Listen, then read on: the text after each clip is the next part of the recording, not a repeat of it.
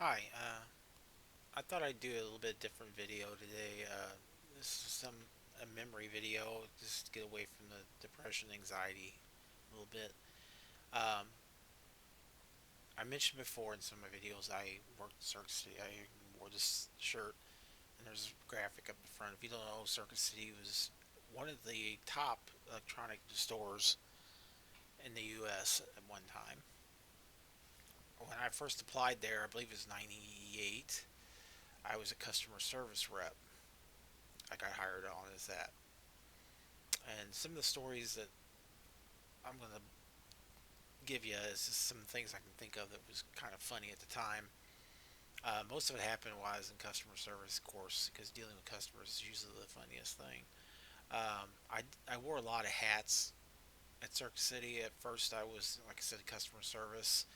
Um, they eventually, because when Circuit City started, they were just appliances. They were like TVs, stereos, car stereos. Um, they had small electronics like CD players and those portable CD players, stuff like that. PCs. Um, they That's about it. And they didn't have like Best Buy did with the video games, except for Sony, which they had a deal with Sony PlayStation, and they carried the Sony PlayStation and Sony games, not no Nintendo or Xbox at the time or anything like that. So it was basically just that. So when I started in '98, like I said, I was customer service rep.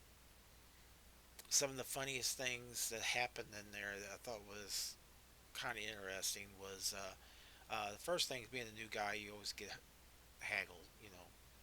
I think someone wants to try to fool you or something like that. Most jobs, some jobs don't. You don't have that, but you do on some. When I worked at a lumber mill the first time, they wanted me a bunk stretcher. I knew that was BS. But when I started Circuit City, I got a phone call up at the customer service desk, and the phones up there you could see if it was calling from inside the store. It would tell you the department. I believe it was TVs, and I recognized the guy's voice when he called. He tried to change it, but I could still recognize it. And he said, "Yeah, I'm looking for a CD rewinder." And I'm like, "A CD rewinder?" And he said, "Yeah." I said, looked at it. I was like, I can see on the phone where you're calling from, and I know who you are, and I know there's no such thing as a CD rewinder." And he said, "Oh yeah, there is. I want to get one. I need one." And I was like, "Yeah, no, that's not gonna fool me. Sorry." I hung up. And I later could hear him laughing in the back. But anyway, another thing that happened was we had an assistant manager. His name was Ron. He'd always come up to the front and be on his phone like all the time. You know, I always thought, who's this guy talking to? I asked Ron, and finally someone said, "Well, Ron, he sells used cars on the side." I was like, he's while he's working here, he's selling used cars because we tried to get a hold of him, we never could get a hold of him because he's always on the phone, his own personal phone, selling cars. And I wasn't sure if that was quite true, but I took their word for it. But I finally found out it was true when one day our phone rings, and I said, "Thank you for calling Circuit City. How can I help you?" And the guy said, "Yeah, I'm interested in that used car that you got advertised." And I was like, "We're at Circuit City. We don't sell used cars." And he said, "Oh yeah, yeah, you got it advertised." And I was like, "Sorry, we don't sell those." He said, "Well, the guy's name is Ron, last name, which it was same as my last name. So they'd always joke that he got me the job. But anyway, I finally tried. I called him. I said, "Ron, there's a guy up here looking for you about a used car." "Oh, okay, okay. Transfer him out to me." Yeah, selling used cars on company time. That's assistant managers. But another thing that happened there was one of the gals that was working had worked there for a while. She was telling me about a guy that worked out in appliances. His name was Les Goodman, and I said, "Oh, Les Goodman." She said, "Yeah, that's John Goodman's brother." I'm like, "John Goodman's brother is selling appliances at Circuit City." Oh yeah, yeah. And I was like, "That's." I thought it was like the CD rewinder thing, so I didn't take much into it. And then one day I was working, and who comes through the front door with John Goodman? And if you don't know who John Goodman is, he's an actor. He was in the TV series Roseanne and a bunch of movies. And he came to talk to Les, and he went out there and talked to him. Of course, everybody knew him. I met him. I didn't go gaga like some of the customers do. That they just all over it. Oh my God, John Goodman, blah blah blah. But yeah, he would come in a few times to see his brother, and I'd asked his brother one time on break. He was in the break rooms, same time I was. I said, "Do is there a problem being John Goodman's brother?" He says, "Yeah, the only thing is we go anywhere. We don't get to do anything. So if we go to a baseball game, they're all over us. We don't get to enjoy the game." I said, "I understand that. Yeah, that would be a problem." So he was a really nice guy, and when they stopped selling appliances, he quit. But he was generally a good guy, and he's just down to earth. Uh, Another thing that happened up at the customer, most of these are going to customer service desk. It was a lady. When I came to work, I seen her standing outside with a vacuum cleaner, and I was like, "Oh, great!" Right off the bat. So got in the store, opened it up, did the opening things. They managers opened the store up, and she of course comes right to customer service with the vacuum cleaner, and she said, "I have problems with the vacuum cleaner." And I said, "Okay." I said, "Do you have your receipt?" Or I tried looking it up, and she goes, "No, no, no, I got a receipt." And she hands me a receipt. It's Best Buy. I said, "Ma'am, this is a Best Buy receipt." And she goes, "What?" And I said, "Yeah, yeah, you bought this at Best Buy." She goes, "I stood out there for over 35 minutes waiting for the store open." I said, I do apologize. That it was it is a Best Buy item. Unfortunately, there's nothing we can do." So she took it and I guess went to Best Buy. Just another little memory there. Um, Another one was at Christmas time. Like I said, Circuit City only had a deal with Sony, so they sold Sony PlayStation, the first one, and the games at that time.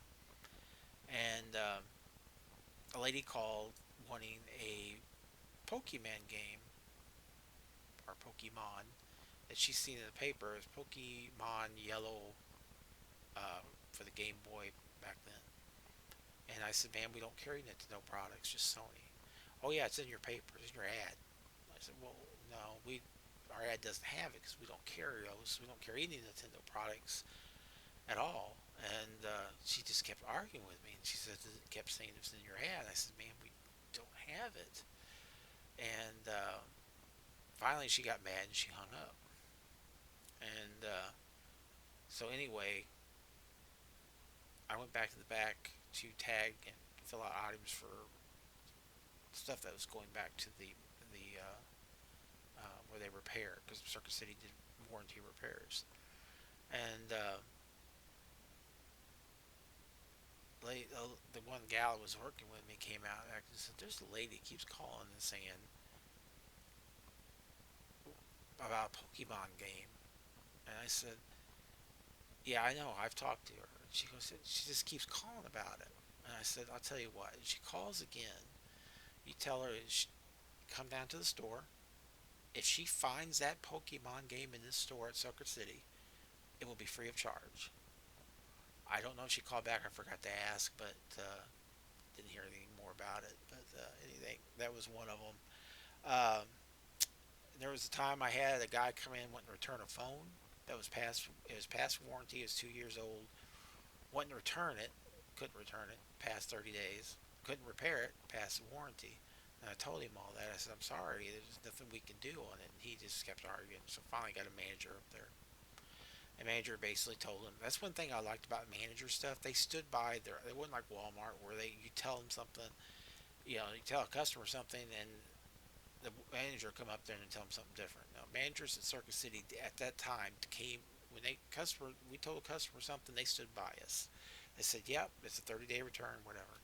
Guy got absolutely mad, and you know, finally he just picked up the phone and threw it at me.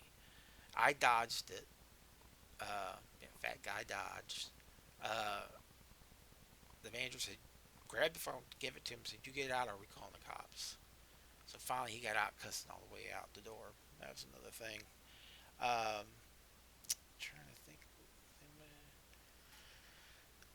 Oh yeah, we had a guy that worked up at customer service who went back to installs for radios.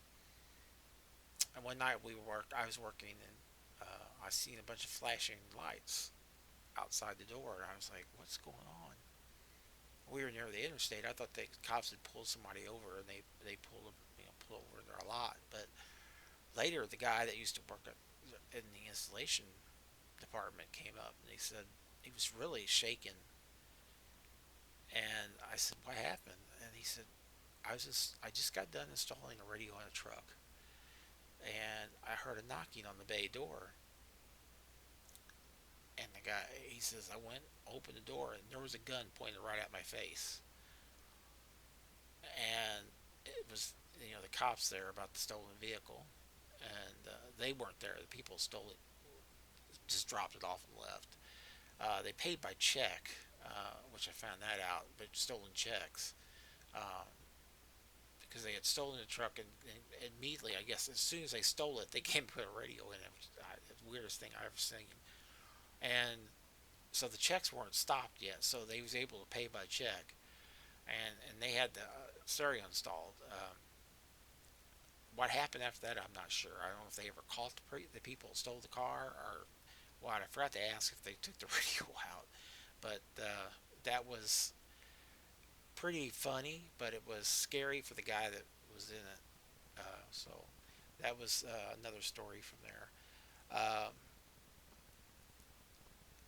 that is about the only thing I can think of. I know other than I think it was 2005 when they had what they call Black Tuesday, and all the guys that worked outside were like in the electronics and all that were commission only, so they would work like 7 days a week. They would make 50 some thousand a year at that time. That's good money, and but they worked all the time. Then Circuit City decided to go to an hourly pay rate.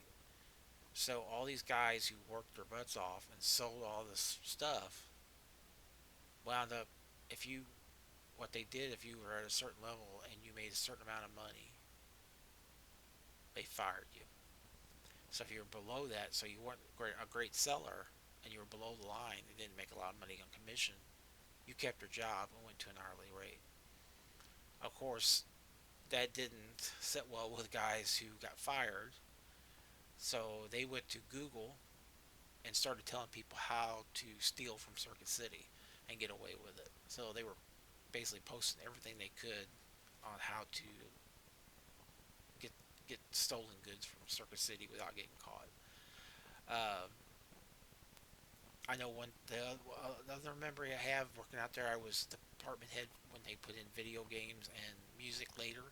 They took out all the appliances and all that. They stopped selling appliances, which was a mistake, but they did it. And they put in the video game department with the CDs and all that. And I basically took over the department. I dealt with Sony reps, Nintendo reps, Xbox reps. Uh, the funny thing was that one time we got in, I put when we get the video games in, I put them in the security cases, and so we got it wasn't Madden, it was the other football franchise at the time. I can't remember what it was. I think it was the Sega one, but anyway, we got a bunch of them. I put them in cases and put them to the top in the front of where the Xbox and PS2s. So as I left for the day, the kid that came in was taking over. I said, make sure to these games just came in. I got them in security cases. Make sure to stay in the apartment and keep an eye on them." And he said, "Okay, I'll do that." So I left. So the next day I come back in and do cycle counts. And when I started my cycle count, I went to the video games. Every game, every one of those football games were gone, stolen. I was amazed. I was like, "How in the?" And that was not the only thing with theft. When I worked out there, I had my manager that was over me come up and ask me because the lady who was opening customer service was running late. So she asked me to open the store on the customer service side. I said, "Okay, I'll do that, but can you get someone over here to watch the department while I'm in the front? Because I'm the only one here, and you know, they had all these games and stuff." She said, "Oh yeah, I'll get someone from TVs come over and watch it." And I said, "Okay."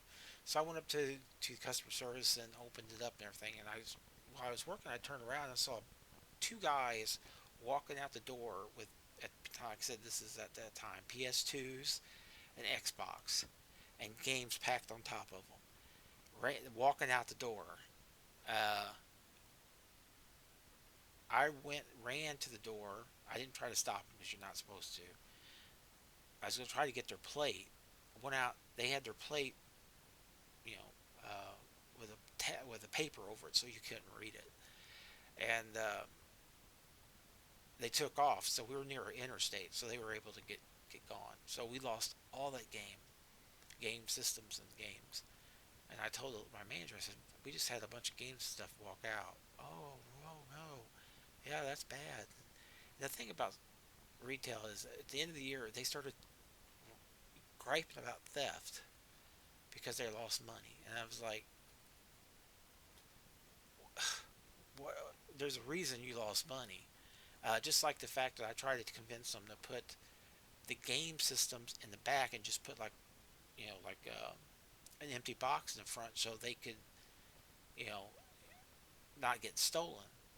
And the managers refused to do that. They said, "No, no, no, no. Customer has to pick up the item and feel it, whatever that means." But finally, I guess, they had so much money of the Pokemon, the Nintendo game Game Boy stolen. They finally did that with them. They put empty boxes out and put you had to go and get uh, the game. You buy the game, you go get it at the warehouse where that's what it used to be like for every item. You just they didn't have anything on the floor. You'd have to, once you buy it, they send the receipt to the warehouse and you go pick it up. And they changed all that when they went to kind of compete with Best Buy. And after that, they had like tons of stuff stolen. So that's some of the stories from Circuit City. Um, it's not surprising. I left because we had a manager who did not like me after became, so he started cutting my hours and stuff like that. So I finally got another job and left. But uh, that's kind of the reason why they wound up going under. Um, Bad management, bad leadership, just bad everything. And it's not a surprise that when I finally found out they were closing for good. I think it was 2009. But anyway, that was some of the stories from Circuit City, getting away from the anxiety and depression. I just wanted to share and put out there, so once I'm gone, if YouTube's still around, hey, the stories are still there. At least from my perspective, working in Circuit City. But anyway, thanks for watching. If you subscribe, thank you for subscribing. People who leave comments, thank you. Positive or negative, that's fine. You have to be open to criticism just as much as positivity. So, I know I'm not the best person in the world. I made mistakes, and I'm paying a lot for those mistakes right now. Um, so, anyway, I just wanted to thank everybody who I try to get to the comments as much as I can. Um, but negative or positive, I mean, criticism, you have to take it. I mean, that's part of when you put yourself out here in YouTube. Uh, I knew I was going to get criticism uh, for certain things what I tell, but that's fine. that's part of life. You just move on from it. And I try to do that with my anxiety and depression, but it's hard at times. And here I am talking about it again, but I said I wouldn't, so I'm not going to end it here. So anyway, thank you for watching. If you enjoy it, thank you. Thank you. Like I said, thank you for the comments, positive and negative. And I hope you all have a great day and have a good, blessed week. If you don't hear from me, have a good day.